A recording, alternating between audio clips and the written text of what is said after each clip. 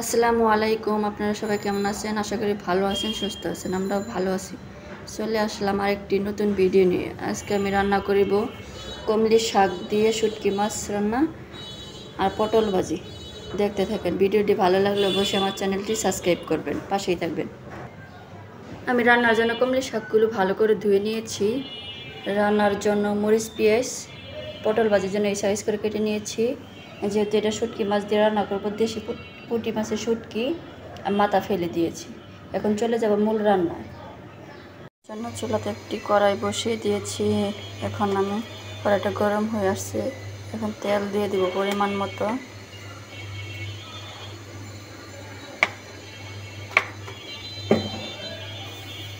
তেলটা একটু গরম হয়ে আসা পর্যন্ত এখন দিয়ে দেব মরিচ, পেঁয়াজ,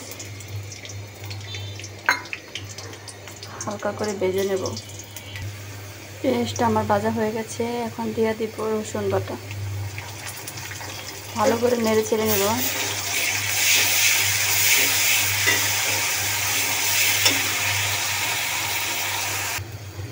আমার রসুন ভাজা হয়ে গেছে, এখন দিয়ে দেব হলুদের গুঁড়া।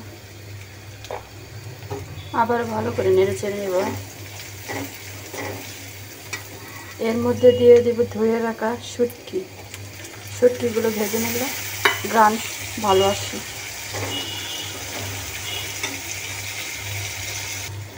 শুটকিগুলো ভাজা হয়ে গেছে, এখন কষানোর জন্য পরিমাণ মতো পানি।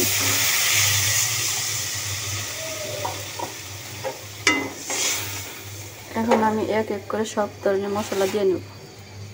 এখানে ধনিয়া গুঁড়া, জিরা গুঁড়া, লবণ, মরিচের গুঁড়া ভালো করে দিয়ে মিশিয়ে নেব।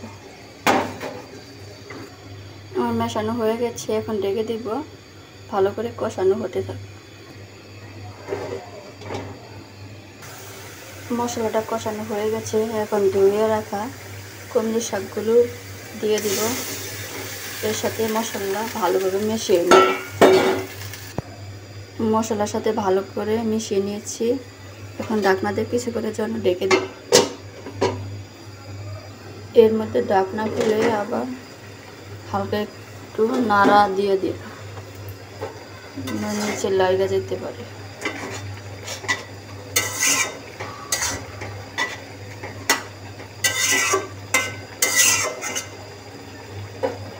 আবারও আমি ঢেকে দেব। ঢাকনা খুলে দেখি এখন কষানো হয়ে গেছে কিনা। এই যে দেখেন আমার তরকারি কষানোটা হয়ে গেছে।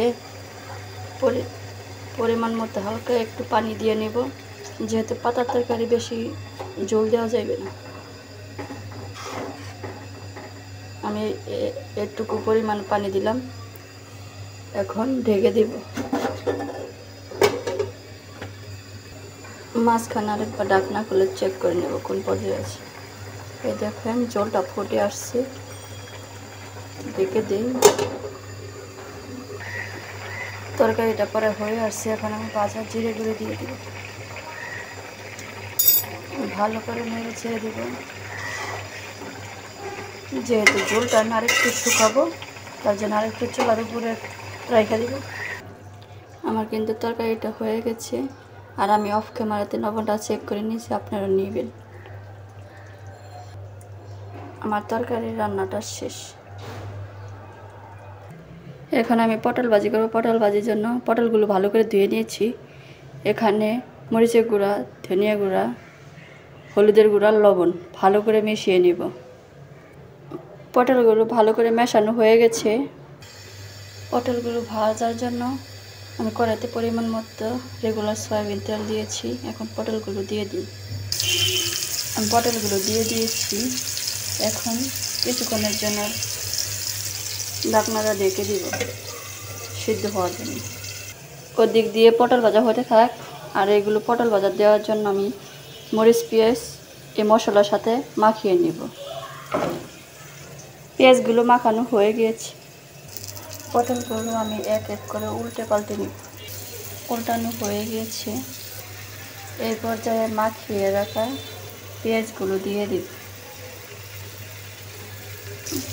পেঁয়াজগুলো দেওয়া হয়ে গিয়েছে, ঢাকনাটা ঢেকে দিব।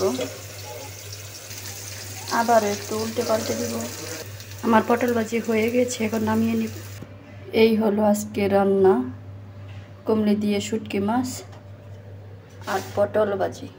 আমার রান্না কেমন হয়েছে অবশ্যই কমেন্টে জানাবেন। ভালো থাকবেন, সুস্থ থাকবেন। আল্লাহ হাফেজ।